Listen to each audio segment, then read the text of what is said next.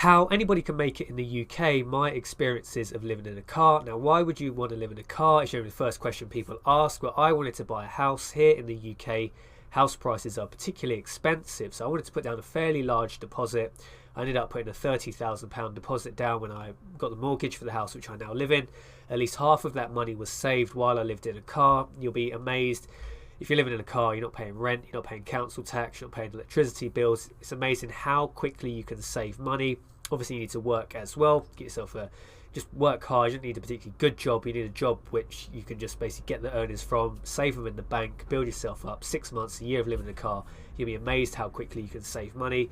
Other reasons I'd recommend to people, say you're coming from outside the UK, or even if you already live in the UK, you want the flexibility, you want to be able to travel around, so you want to see London, you want to see Manchester, maybe you want to live a surfer lifestyle down in Devon and Cornwall. If you live in a car, you have so much flexibility in terms of where you can live. I mean, I didn't really take full advantage of that when I was doing it. I was just focused on saving money for building a house. But if you want to travel around the UK, it's a really great way of doing it.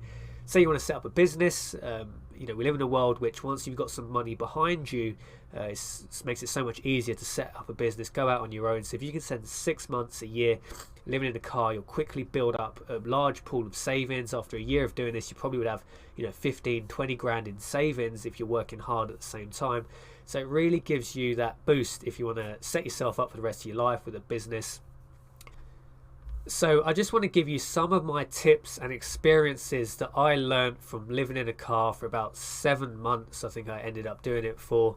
Firstly is buying the car. I would definitely recommend getting something cheap, but something cheap that already has an MOT on it. Ideally look for a car that's got a full 1 year MOT on it. It means once you buy it, you're not going to then have suddenly be sprung with trying to get it through an MOT, which might cost you loads of money. So in the UK, you can generally find cheapish cars. If you get a 20-year-old Honda, which is what I was basically living in, Hondas are pretty bulletproof. Get one that's got a 1 year MOT on it, ideally in a state. Then just kit it out on the inside, sleeping bag, mattress. I'd probably recommend a mattress topper, one of those thin ones. Just lay that down in the back if it's an estate. I didn't actually have an estate. It was a hatchback model, which made it particularly more uncomfortable. But I already owned the car, so it wasn't really worth me going out and then buying another car. But if I was to do it from scratch again, definitely an estate, something like a Honda Accord. I just like Japanese cars. I find them very reliable, but you can pick what you want. Volvo is also good, very big and spacious. Thing I'd recommend is definitely tint the windows, especially the back windows. It gives you, if you get a limo tint, people can't see what you're doing if you're sleeping. My car had the wind deflectors. A lot of Japanese cars have them. They're really good because in the winter time, which I lived in my car through a UK winter, it gets cold, it gets really damp. Obviously you're just breathing out, you breathe out a lot of moisture, and then that freezes on the inside windows when it's obviously below freezing, which is just horrible in the morning. If you then want to drive the car, you have to scrape not only the outside of the car of ice, but you also actually have to scrape the inside of the car of ice, because you've been breathing out and freezing. If you have those wind deflectors, you can actually leave the windows slightly down, and it just helps with the dampness getting out. I'll do a full video on the tips and tricks I would recommend for a car, which I'll upload shortly after this. But definitely car tips are 12 months MOT, estate if you can, get something Japanese and reliable. People then ask me, where do you park? I mean, if you're living in a big metropolis, a city centre, they are particularly hard to park. Can't really find many free areas. I like kind of out of town stuff. One of the areas I found the safest, which were hotel car parks. In the UK we have Travelodge, Premier Inn. Now, I don't want everybody just to bomb their car parks living in those, but while I was doing it, I found those particularly safe environments where people are coming in and out quite a lot, like a hotel, especially those out of town ones. A lot of business people in there. People come in all times of day and night, so if you happen to be in a car park at night, it's not particularly weird. And the areas I was in, they were mostly free, so I definitely recommend those. Try and find unique places. Basically, if you want to sleep during the day, the best places I found were public woods, public recreational areas. You find a lot of people sleep in those, people with jobs, people in vans that have time off their shifts, plumbers and things like that. They often go to these woods, they just sleep, crash out, eat McDonald's, whatever. It's not particularly weird to see people sleeping in those. So yeah, those out of town park places, recreational parks, you know what I mean, woods where people go cycling, that sort of thing. It's not weird to see vehicles parked up there, people sleeping. You can do pay and display. I'm tight, so I always avoided pay and display. But parking, just use your common sense. Drive around, try and find areas where people are like generally milling around, just so it's not that weird if people see you at night. That's just what I was more comfortable with. But if you got like tinted windows on your car, people can't really see in once you're parked up. For food, bottled water in the UK from supermarkets runs about 17 pence for a 2 litre bottle. So you're going to need about 2 litres of water a day. So it's only 17 pence for bottled water. You just get the cheap supermarket, Tesco and Morrison's own brand. At the time I was living in a car, I was actually on a vegan diet, which I don't no longer do, but I was actually on a high carb, low fat vegan diet, which was actually perfect for living in a car lifestyle. Things like animal products like cheese, like meats, milk, they kind of go off quite quickly if they're not refrigerated, but vegan stuff really lasts. So if I was going to do it again, I probably would get back pretty much on a plant-based diet, because just things don't spoil as quickly if they're plant-based stuff. So I was eating a lot of carbohydrates, a lot of like flatbreads, and then hummus, which that's quite high in fat, so it wasn't a pure high carb low fat vegan diet. But just consider what you're going to be able to store. I mean, you're probably going to need to go shopping quite a lot. I was going to like the supermarket at least every other day just to stock up, just because the car was quite small. But food wise, you can eat out quite a lot, but I'm quite health conscious as well, so worried about like fattiness and a lot of salt if you eat out all the time. That's not necessarily a bad way to go.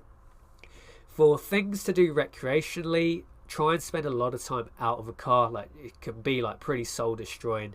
Even if you have a phone, get a phone that's got quite like a high data limit on it, or unlimited data, so you can just watch a lot of YouTube, a lot of Netflix, and it helps pass the time.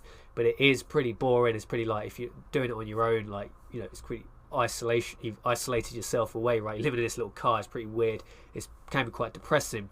To try and spend a lot of time in like nice places. There's a lot of like unique, interesting places you can go to. Things like just nice sort of hotels. They have like fast Wi-Fi, and a drink I recommend buying if you go into a place like hotels, like pubs, is like lime and soda. It's really cheap in the UK. Like a pint of lime and soda is like £1.50 in most places. A lot cheaper than drinking Coke. If you're going to spend a lot of time outside the car, those sort of places are nice. One place I really like in the UK, they're few and far between, but like IKEA's. Food's really cheap. They generally have quite fast Wi-Fi. They have a lot of ports, so you can plug in your phone on a USB. Or there's like work areas, places like this. Just explore the towns you're in. You'll find the unique, interesting areas. Places that have like where students go to use like laptops, like public libraries. A lot of hotels have them. Places where you can just go, have a laptop, just get out of the house. Even if you're not talking to other people, it's good for the mind just to be around other people. You don't want to go completely mental just living in a car. Gyms are really good for like showering, to use the sinks to shave. A lot of like gyms that people use before work. It's not particularly weird to see people shaving. Well, I don't shave that often, but people shaving, washing before work, because they go to the gym, then they get ready for work, and then they go. So things like that, you don't seem too weird if you are shaving, if you are washing in those gyms. I'd definitely recommend maybe not just a budget gym. Like in the UK, we have like budget gyms, like £15 a month, but they're really bare bones. They generally don't have a swimming pool. They generally don't have like a sauna. I'll definitely recommend the amount of money you're saving by living in a car. Maybe get yourself in like a premium gym, like a Ballantyne's or a Virgin Active. Even if they're like £40-50, they can really be like a sanctuary, because you don't really have access to a shower by living in a car. So if you get yourself a nice gym, you can go there each and every day, shower, wash, use the toilet facilities, things like that. In terms of using a toilet, I'm pretty like weird person. From even at school age, I never used to use like public bathrooms as such. Like, I'd never go for like a poo at school. So I'm quite good. I don't think that's just my body. Maybe it's partly living in a car as well. You get into the cycle of only going when you have like the opportunity at somewhere comfortable, like a nice gym that you kind of get used to. Maybe that's just a weird one, maybe it's too much information, but that's the routine I got into as a man. It's easy, just like if you're parked up somewhere like in a park, it's easy just to like piss in a bush. For women, I don't know, like I've never been a woman clearly, so I don't know, maybe there's some unique things, maybe women can chime in. I think it tends to be more men that live in cars. Generally, I did actually run into other people doing the same sketch as me. It wasn't that uncommon to see other people like living in their cars. Well, it wasn't common, but it wasn't uncommon. I did a few car parks I now know of. There were definitely people that sleep in their cars there. Mostly seems to be men. That's just what it is. But if you're a woman, I don't know, mate, you'll probably have to come to some kind of solutions for weeing outside. Maybe they have that device that women can wee standing up. I don't know. Maybe get yourself one of those. I think that's the key points. That's the key points. If you have any questions, let me know, because I did live in a car for like 7 months, 7, 8 months. I think it was like something like just before Christmas to about July. I was still going back to my parents like on weekends, so I wasn't like totally 24/7 in the car, which was kind of good. It does break it up, does get difficult, especially the winter months when it's dark, when it's frosty. It is pretty soul destroying. A good sleeping bag is really good. I'll do a separate video just on the car specifically, because there's definitely tricks and tips I learned to make your car as comfortable as possible, to make it nicer than say living in a tent, but obviously not as nice as being in something like a hotel. But it's a really good way of going just for traveling around.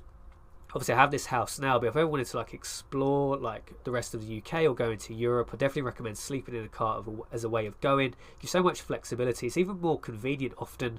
Like say I went to France, I don't really speak French. It's always awkward going into hotels and trying to bumble by with basic French and then speaking English. You know, it just gives you the flexibility to just always know you have your car with you. It's always reliable. Things like that. So let me know if you have any questions or comments at all, or if you've lived in a car. Let me know in the comments, because I'd love to hear your how you've done it. Where did you do it? What car did you have?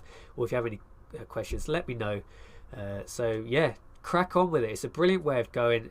If you just want to save up to buy a house here in the UK, you'd be amazed how quickly you can do it. The final point is for work. One thing I would recommend, which if you've seen previous videos, I was doing Deliveroo and Uber, like on a bicycle, delivering food. That is a really good way of going, because it gives you so much flexibility, because you can move to so many different towns and cities in the UK and do fast food delivery. So that kind of complements the living in a car lifestyle very well. If you're in a fixed area, probably something like get a warehouse job. Warehouse jobs do pay quite well in the UK. You know, anywhere from like 10 to up to like £13 an hour in a warehouse job. So if just saving money is your primary goal, just get a warehouse job over Uber. It'll probably pay more. But if you want the flexibility of being able to go to Manchester, Liverpool, Edinburgh, London, work anywhere, Deliveroo and Uber Eats will offer you that lifestyle. So that's another good way of going. So yeah, let me know your comments. Love to hear if you've done it, and I'll see you in a future video.